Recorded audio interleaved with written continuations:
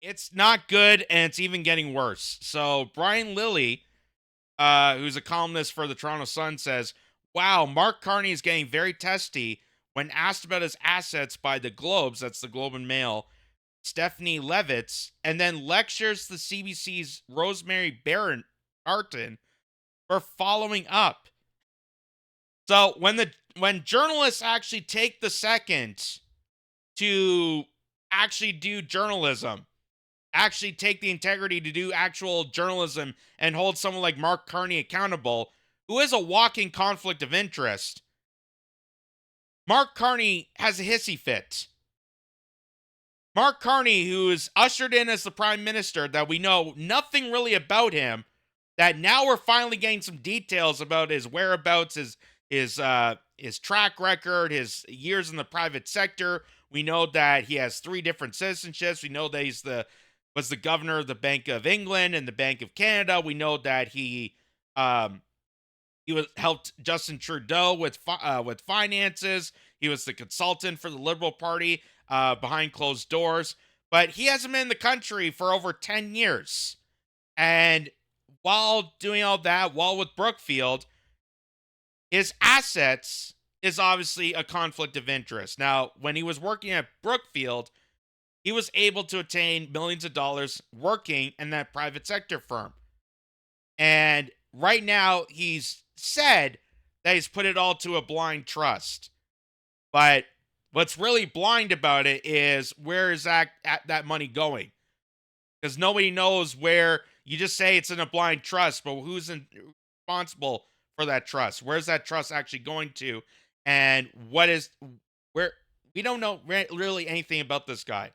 So here's Mark Carney freaking out about journalists asking him questions. Watch this. Mr. Carney, Stephanie Levitz with Globe and Mail.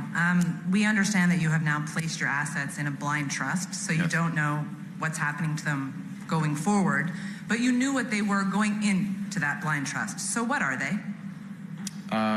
Look, Stephanie, I follow the rules of the Ethics Commissioner. I'm following them well in advance of any of the requirements, as you know, because I know you know this. You know that these requirements come into effect in months. We're talking days after I became Prime Minister. So I'm complying with the rules of the Ethics Commissioner, going through the processes and all these things that are necessary. And I will remind you, and I'll remind Canadians again, that the Leader of the Opposition cannot find it. And look, you look at the questions this evening, you look at the nature of the discussions, look at the nature of discussions I had with the President of France. So, he's stalling. He's stalling because he can't answer that question. And he goes on and on. He goes into this rant. He talks about the fact that, I've only been Prime Minister for a couple days. I only became Prime Minister. Notice how he didn't say elected Prime Minister, because no one elected him. He wasn't elected. He doesn't have a riding. He's not an MP. He's not a member of Parliament for over a decade. Came out of nowhere and automatically won the Liberal leadership. So he was hand-selected to become Prime Minister with all these conflicts of interest that now the media seems to be okay with actually asking questions directly to Mark Carney, and Mark Carney freaks out about it. Well, I've only got a couple days of Prime Minister, and the Leader of the Opposition, he's got a lot of problems. He's got a lot of problems. I follow the rules. I follow the rules. You mean the same rules that got you hand-selected and rigged the Liberal leadership race? How you kicked Ruby Dalla, who was second in command, to winning that election? How you kicked her out over speculation of where her donors are coming from? You kicked her out, and you inserted yourself in to being the Prime Minister. You've been coordinated by the Liberal Party to take over Justin Trudeau. You mean those ethics? How you followed those rules?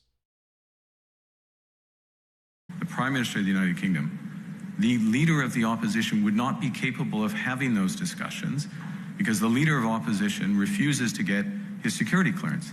something that it took me a few weeks to get. And he has been the leader of the opposition for 3 years. So they keep harping on this. They keep harping on this, thinking that this is like an automatic gotcha for Pierre Poilievre. Well, you haven't gotten security clearance. You haven't got security clearance, so you're obviously, something's wrong with you. You have to do full disclosure. You have to spill the beans, Pierre Poilievre. I obviously have nothing to hide because, hey, I'm now prime minister. I somehow won my election. Wink, wink, nudge, nudge. I don't have to disclose anything. I've been following the rules. The rules that are set and designed by the WEF that he works for, that allowed him to become prime minister. So I comply with my responsibilities. I comply with the rules well in advance, and the leader of the opposition doesn't take his responsibilities at a time of, well, you should take these responsibilities at any time, but it's particularly remarkable given the stakes in global geopolitics at the moment. The rules say that those assets should be publicly disclosed. So, didn't even answer the question that was originally posed by the Globe and Mail. Just complete stalling. And just complete meltdown. Because Mark Carney cannot answer that question. Mark Carney knows that his background working at Brookfield, that automatically inserting himself to becoming prime minister without being elected, without holding any position or riding within this nation, is troublesome for this democracy. For what little democracy we actually have in Canada. Obviously, this is problematic. And Mark Carney knows it, and he doesn't want to be grilled by the news media, so he's going to make up some BS and direct the anger towards Pierre Poilievre. He hasn't gotten security clearance. We're not asking that. We're asking about your assets. We're asking about how you have multi-million dollars bankrolled because of your corruption with Brookfield, how you undermine countries all around the world, including Canada, through this multinational asset firm, and now you're prime minister. That's obviously a conflict of interest. That's obviously something there that needs to be investigated. Nobody really knows who this guy is. That's obviously a conflict of interest. But now here's the CBC. This is Rosemary Barton. She's now going to chime in and also add to speculation on why you haven't disclosed your private sector life, why no one knows about you, why we're not allowed to ask these questions. And it's really surprising that this is coming from the CBC. Disclosed within 120 days, which means you'll campaign in a coming federal election, most likely within the next 120 days, and are serving as prime minister now, with Canadians not being aware of what potential conflicts of interest you sought to avoid. What possible conflict would you have, Stephanie? Stephanie, I'm complying with the rules. I'm complying with the rules in advance. Point for you. Are you saying you are not open to any conflict of interest? Yes. Trump spent most of his life in the private sector. There's no possible conflict of interest in your assets. It's very difficult to believe. Look inside yourself, Rosemary. I mean, you start from a prior of conflict and ill will. I have served in the private sector. I have stood up for Canada. I have left my roles in the private sector at a time of crisis for our country. I'm complying with all the rules. Your line of questioning is trying to invent new rules. I'm complying with the rules that Parliament has laid out and the responsibilities of the Ethics Commissioner. And I will continue to comply with those rules. So again, Mark Carney refusing to answer basic questions that journalists are actually asking. They're taking a moment in the sun right now to actually do journalistic integrity, to ask Mark Carney real compelling conflict of interest questions that this guy needs to be held accountable for. Like, yes, you're making millions of dollars on the side of Brookfield. You automatically gave yourself the position of prime minister because you pretty much bought your way to becoming the leader of this country, and no one knows anything about you.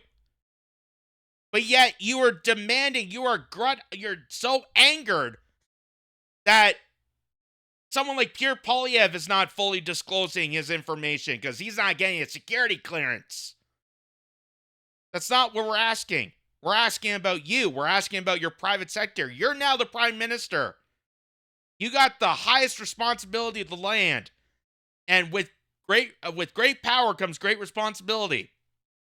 And considering this guy has lots of details on how he's abused nations, how he's abused countries, how he's taken advantage, not just with Brookfield, but also his positions with the governor of Bank of England, with the Bank of Canada, how he consulting Trudeau. There's a lot. This guy is a walking problem that just ushered himself to become prime minister. So, the National Post writes this. The National Post says, "Look inside yourself." Quoting what he said earlier, "Look inside yourself. Carney gets snippy at reporters who pressed on conflicts of interest. You start from a prior conflict and ill will.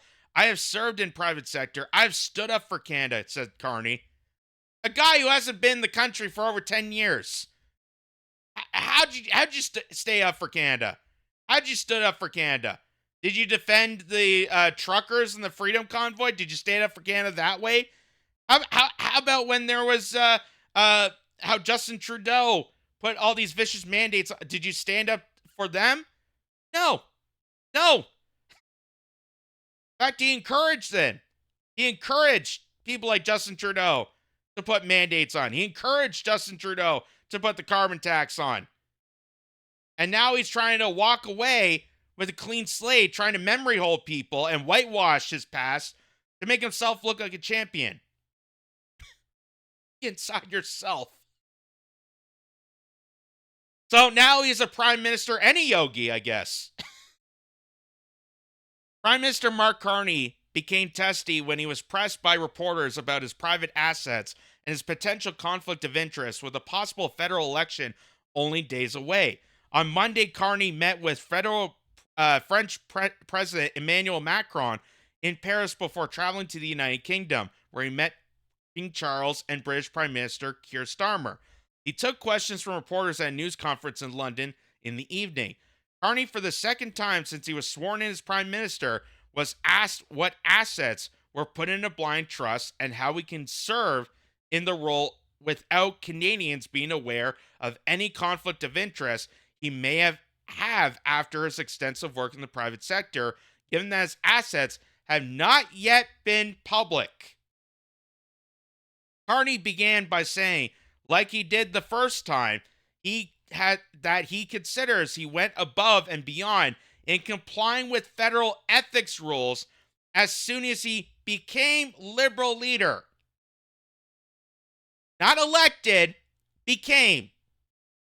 So he violated the terms of democracy in this country.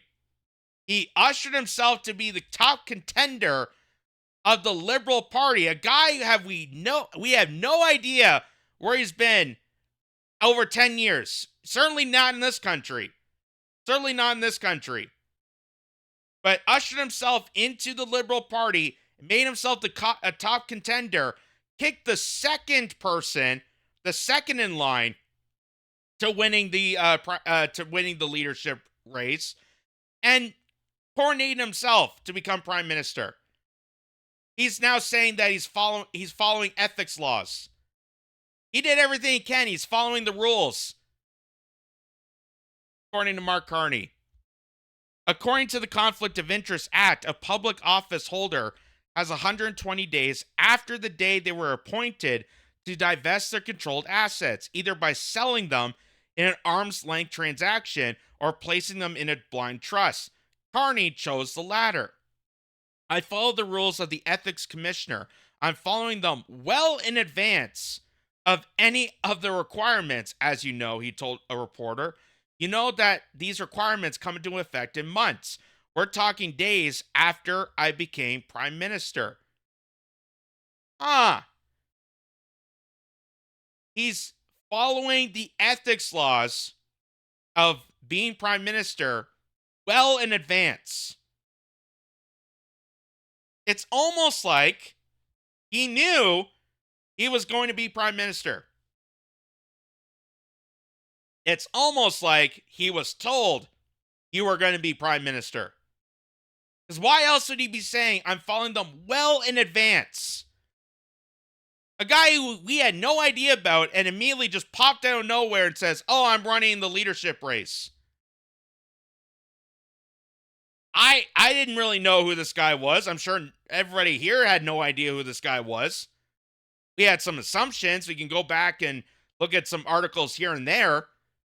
But no one really knew who this guy was. So why did he know in advance that he needed to follow some ethics rules when it came to assets? Unless he knew he was going to be prime minister. So I'm complying with these rules of the ethics commissioner, going through the processes and all the things that are necessary, he added. The reporter pushed back, noting that the rules indeed say that those assets should be made publicly disclosed within 120 days, and that Canadians are likely to find themselves in an election in just a few days with no clarity on Carney's potential conflicts of interest. Just like how nobody knew about his conflict of interest when running in the Liberal race. In order for him to become prime minister, nobody knew about the conflicts of interest. The media wasn't allowed to question it. No one was allowed to speculate it. But everyone had assumptions about Ruby Dalla. Everyone had assumptions about her. They immediately wanted to kick her out because they had suspicions about her donors. I want to know who donated to Mark Carney's campaign. I want to know about the conflicts of interest about the top contender that no one knows about. At least Ruby Dalla has been campaigning. She's a member of parliament in Brampton. We know who she is. But who's this Mark Carney? Who is this guy? Where's his riding? What towns and cities does he represent? How has he defended Canada? What possible conflicts would you have? Shot back Carney to the reporter. I'm complying with the rules. I'm complying with the rules in advance, he iterated. Another reporter interjected to say that it was very difficult to believe that there is no possible conflict of interest given Carney's extensive work in the private sector. Look inside yourself. He retorted to the reporter. You start from a prior of conflict and ill will. I have served in the private sector. I have stood up for Canada. I have left my roles in the private sector at a time of crisis for our country. I'm complying with all these rules. Look inside yourself. Look inside yourself. You're a journalist. How dare you ask me a question? Now go back home, do a yoga pose, maybe drink some green juice. That's probably the problem. You don't have enough fiber. That's why you're yelling at me. Wow. Your line of questioning is trying to invent new rules. I'm complying with the rules that...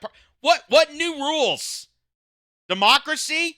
The fact that a central banker just can't buy himself the leadership ticket? What rules is a journalist trying to invent by asking you a question, by holding you to contempt, by holding you accountable for the many years you've been working at Brookfield? I'm complying with the rules that Parliament has laid out, and I will continue to comply with those rules. The Parliament that's still prologued, prorogued. I don't know why I keep saying prologued. The Parliament that hasn't returned back to office and won't be returning back till March 24th. That Parliament, I'm complying with the rules that the Parliament has set for me that the Parliament's not even returned back to work for.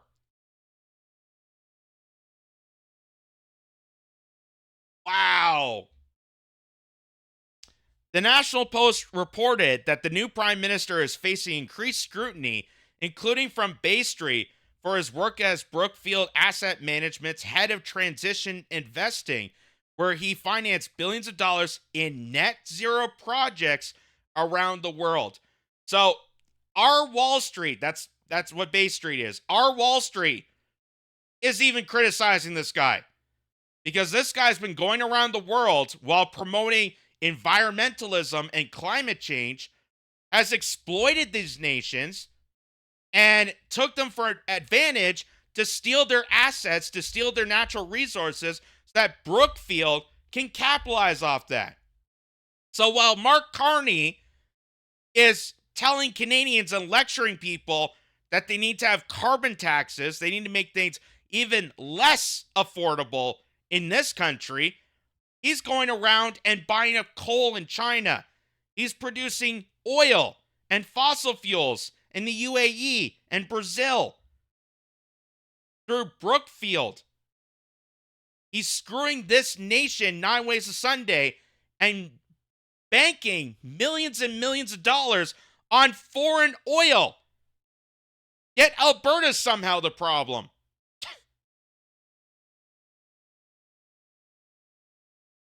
Despite repeated requests last week, Brookfield Asset Management and Mark Carney's transition team have declined to clarify if the new prime minister still possesses any financial assets within Brookfield in the blind trust. So he can't even lie. He can't even lie and just say, oh, no, I don't have any, I don't still possess financial assets. He won't even answer, which makes it even worse. It makes it even more of a tell to make me believe that he is still connected. That's why he's prime minister. That's why he was able to coordinate himself in. Not elected, coordinate. As the co-manager of these funds, Carney may be entitled to the tens of millions in carried interest, which are essentially bonuses once the funds come to maturity.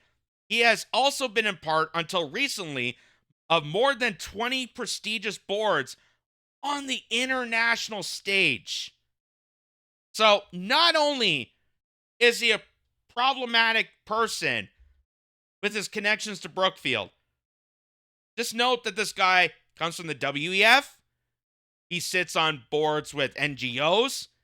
He is the former governor of the Bank of Canada and the Bank of England, a guy who holds 3 different citizenships, claims himself to be European, has not been in the country for over a decade, and the last time we ever saw a resemblance of him within Canadian politics is when he was with Justin Trudeau, and Mark Carney was coordinating with Justin Trudeau to push for the carbon taxes that now Mark Carney has eliminated. Used in air quotes because the carbon taxes aren't going away. The carbon taxes are just getting rebranded. They're doing shadow taxes that now it's not obvious to people that they're getting screwed over. Now they're making it so taxation is automatically applied and you don't know about it. You don't even get the rebate back. That was so glorious, apparently, with Justin Trudeau. The Office of the Conflict of Interest and Ethics Commissioner has already been in contact with Carney's team about his assets, but cannot go into detail of what has been discussed. All they did was call him. Yeah, I'm following the rules. Okay. That's it. That's how much accountability we have with Mark Carney. Okay, yeah, okay, you're following the rules. Well, where's that money going towards? Why are we not full disclosure on this? But yet, Pierre Poilievre has to be scrutinized because of that security clearance.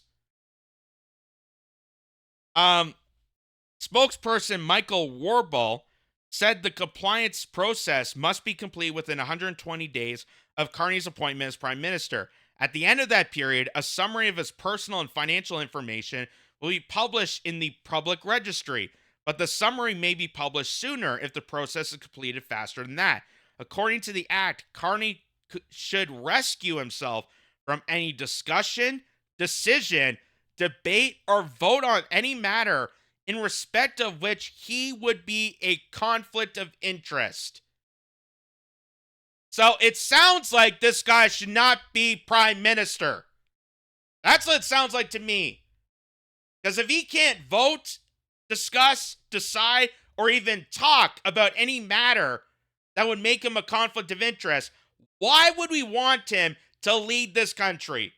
Why do you think it's so important for this guy to be designated the head leader of Canada? If he's such a conflict of interest in every aspect, why are we giving him the highest responsibility of this country? And yet somehow Donald Trump is taking our sovereignty. I find it hilarious. Everyone's angry and anxious about how Donald Trump and his tariffs are going to destroy Canada and take over the country and its sovereignty and its proud heritage. We just got a prime minister that came out of nowhere, that no one voted for, no one elected, nobody knows where he came from. He's a walking conflict of interest that even Bay Street, even major corporations in this country are concerned about this guy. And they're saying that in the Ethics Act, he can't even discuss anything because he's a conflict of interest. So why is he the prime minister? That's what I'd be asking. The Conservatives have been calling on Carney to sell or forfeit his assets, including the carried interest he might be entitled to if he truly wants to avoid any conflicts of interest.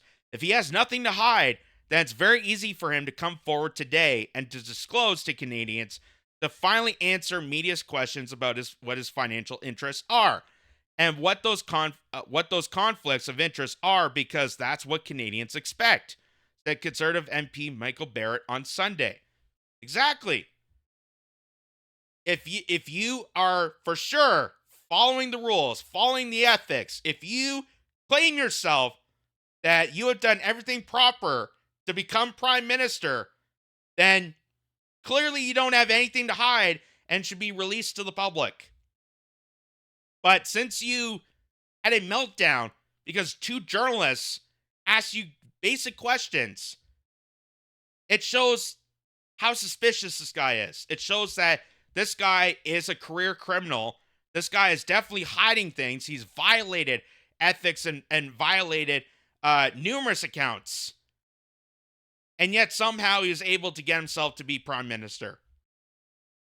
So now, because of that kerfuffle, this is what's more hilarious. Ryan Gertson points out Rosemary Bertin asked some of the tough questions on Carney yesterday. Carney answered quite inappropriately, but the cancel culture liberals formed sides with the dear leader. You can't make this up. You can't make this insanity up. Liberals are a plague on society. They want to fire. They want to fire the journalist. I kid you not. I kid you not. You can't make any funnier than this. So the people that are screaming right now that we got to protect the CBC, we got to stop it from being defunded, are now throwing stones at the CBC because one of their journalists, one of their chief hosts, dared ask a question to their dear leader. And here, this is legit. This is what was trending on Twitter. I kid you not. Here's proud Canadian RN, fire CBC Barton. Here's Joanne S. Dear CBC News, it is despicable that you send Rosie Bertin to Europe to harass Mark Carney. Harass. A journalist asking a question is considered harassment. She is an embarrassment, and this is not fit for any job with the CBC. She needs to go. Fire CBC Barton. Hey, Rosie guess what hashtag is trending? Yep, it's fire CBC Barton. Rosemary Bertin has to go. Yet CBC News and CBC Ombud, I don't know what that is, protect its horrible excuse of a journalist. The one time a CBC journalist actually does real journalism, they want her immediately fired. That's how brainwashed and programmed these people are. That's what kind of sheep these people are. That the minute a journalist actually asks a decent enough question, holds someone account, like Mark Carney, they have a freak out to the point that they want her fired. Because apparently journalism, asking questions, is too much for these people. It's considered harassment. Considered harassment to do the job of a journalist. Oh my God. And yet these will be the same idiots that back in the day when Trump told Jim Acosta of CNN to sit down would defend Jim Acosta. They would cry crocodile tears for Jim Acosta, but a journalist asking Mark Carney a question, how dare you? How dare the CBC actually do journalism?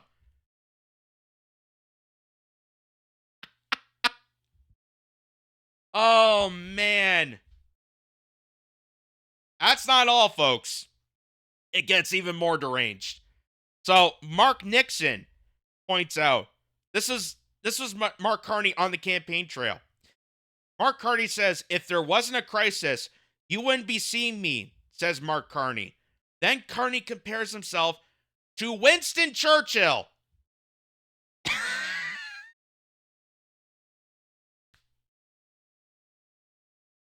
Could you be any more of a narcissist? Can you be any more of a narcissistic, ego-fragile monster? When you appear out of nowhere, you're lecturing Canadians that because of the crisis, I wouldn't be here. I wouldn't be here if there wasn't for a crisis. And then compare yourself to Winston frickin' Churchill. What crisis is he referring to? The last 9 years of destruction of Canada by the Liberal Party, where he was the economic advisor. Exactly. What crisis are you referring to? Are you talking about just this general crisis? Or are you talking about the crisis that brought us to this point? How we wouldn't be in this situation if we had proper border security. We wouldn't be in this problematic situation if we dealt with the fentanyl crisis. We wouldn't be in this problem if we dealt with organized crime that has completely bought out the parliament. We wouldn't be in this damn situation if it wasn't for the Liberal Party. And now here he is coming out of nowhere, pretending to be the David to fight Goliath, comparing himself to Winston Churchill, and lecturing his supporters that because of the crisis you guys created, that I wouldn't be here. And now I have to be here to save your ass. So here's the video of it. It's absolutely hilarious. Be positive. Convince Canadians that we're the right ones to manage them through this crisis. Look, if there's not a crisis, you wouldn't be seeing me. I am most useful. I'm honest. I'm most useful in crisis. I'm not that good in peacetime. Don't tell anyone, because I might, once you get through this. I mean, funny enough, he's doing this in a bar. Just saying, because he does sound like he's drunk. Like, I wouldn't be here if it wasn't a crisis right now. I'm not good at peacetime. You know that. Don't tell anybody. Don't tell anybody. I need to be leader. I'm leader. I'm Spartacus.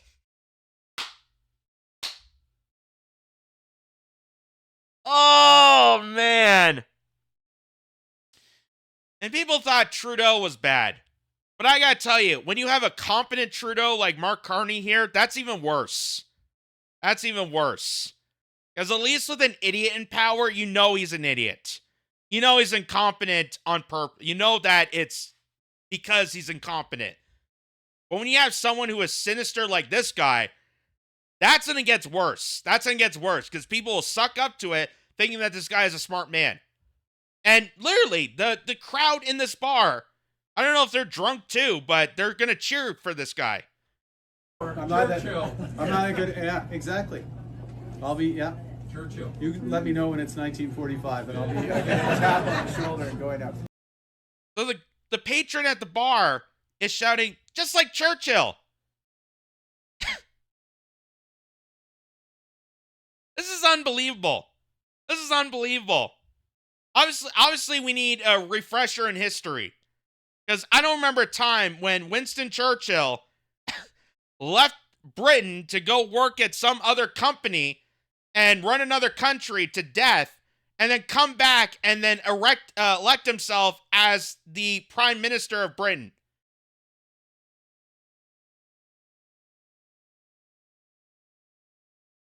Yeah, you're exactly like Winston Churchill, just like Zelensky is Churchill. Just like Joe Biden is Churchill. Just like Kamala Harris is Churchill. Just like AOC is Churchill. Anybody can be Churchill. Oh, God. Oh, man. And somehow, people are actually making excuses and twisting themselves in a pretzel to defend this guy. Even with this. But this is it's 38. You know what it is? It's 1938. And the question is, do you appease these guys? Yeah. Like Chamberlain, never. Exactly. You stand up. That's what gets you through it. And we do it the Canadian. And we. Yeah, it's like 1938. That's why I'm here. Because it's a crisis right now. There's a crisis on foot. I'm right here, right now. Yeah, I'm like that Churchill guy. And you know what? I'm gonna be like a history maker. I'm gonna lead you guys somewhere. I am change.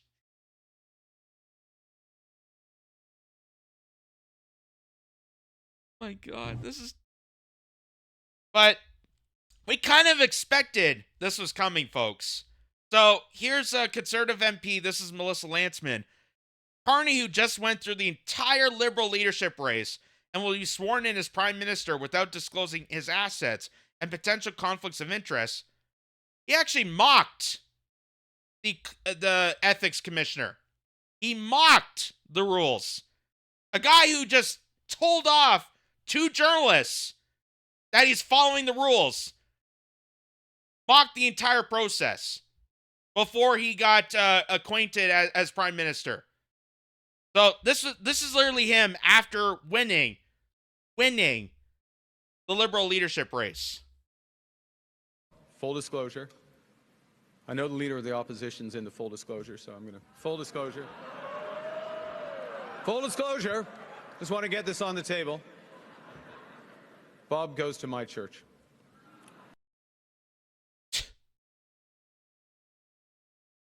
That is incredible. That's incredible. I'm following the rules, damn it. I'm following the rules. I'm doing everything I can. Oh, rules. This guy, the opposition, full disclosure. Oh, full disclosure, this guy goes to my church. And what church is that? The Satanic Globalist Alliance? Like, oh, man.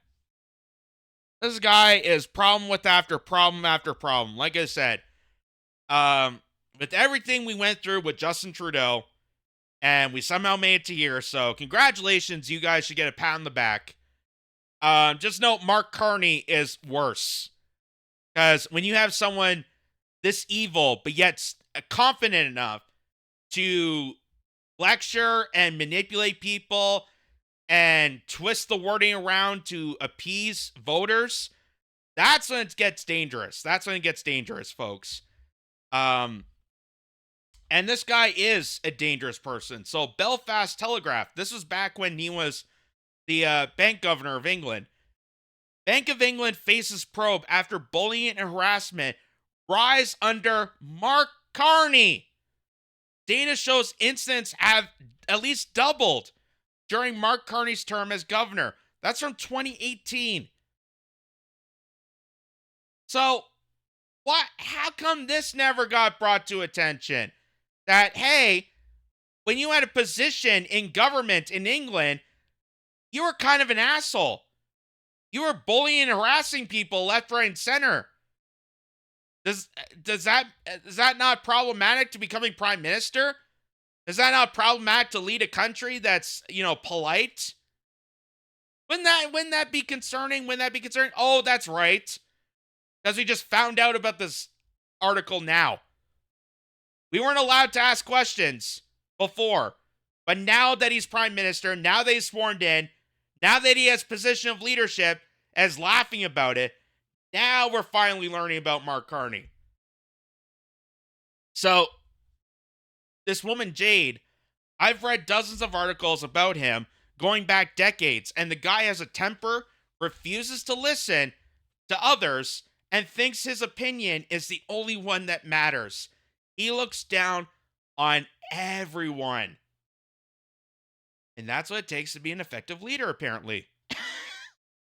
That's what it takes to be an effective leader, to not be a populist prime minister or a politician that represents democracy, but to be an autocratic king. The things that they accuse Trump of. Which in some cases, yes, but in a lot of cases, you gotta look at the mirror, bud. You gotta look at the mirror and realize that you are exactly like Trump. You're exactly what you're accusing Trump of. That he's mean, that he refuses to listen, that his opinion only matters. Mark Carney is that person. Mark Carney is our Trump. Just think of that. Think about that. And where does someone like that learn that kind of style of governance and gets his way through the world? Oh, through the World Economic Forum, of course. It's like majority of our politicians. Which is, again, why I laugh at the fact that people still think that Trump is taking away our sovereignty. Our sovereignty has been gone years ago because of these assholes. Because the World Economic Forum, people like Klaus Schwab, we penetrate through those cabinets. And now here we are. Now here we are with the worst of the worst of the worst. Because they don't represent Canada. They don't have the interests of Canadians. They're not even willing to listen to anybody here. But they are just tools. They are pawns. They are puppets of the World Economic Forum. Here's Mark Carney, United Nations Special Envoy for Climate Action and Finance, United Nations. There's Chrystia Freeland. There's Justin Trudeau. There's Jagmeet Singh. And many, many more on that list. Now you know why they coordinate and act similar ways. Now you understand why they have similar policies. Because they're all part of this agenda that's being told and lectured to them that now gets thrown to us. And we have to swallow it and take it, because that's what it means to be a Canadian, is to kiss up to the World Economic Forum. Not determine our own fate, not determine our democracy, but to surrender to a global elitist tyrant like the World Economic Forum. And yet they still want you to be fear-mongered and paranoid and freaked out that somehow Trump is ruining the economy and is going to take over Canada. Trump is taking away Canadian sovereignty and history. He's doing this deliberately to destroy the Canadian economy. These guys have been doing it for years. These guys have been doing it for years in front of your face, under your nose, right in front of you, and even laughing about it. Mark Carney even said himself he's a globalist. And that's what Canada needed, apparently, was another one of them. So they did right in front of your face. People fell asleep towards this. But now that Trump is involved in a tariff battle, and there's a shakedown going around, people now think that Trump is the sinister one, as opposed to every one of those sycophantic, ego-fragile, narcissistic, mean SOBs, because that's what they are. Every single one of them. And that's how they get trained. That's how they define leadership. Is they find people like this and they train them to be absolute selfish assholes. And that is our prime minister, folks. That is our prime minister.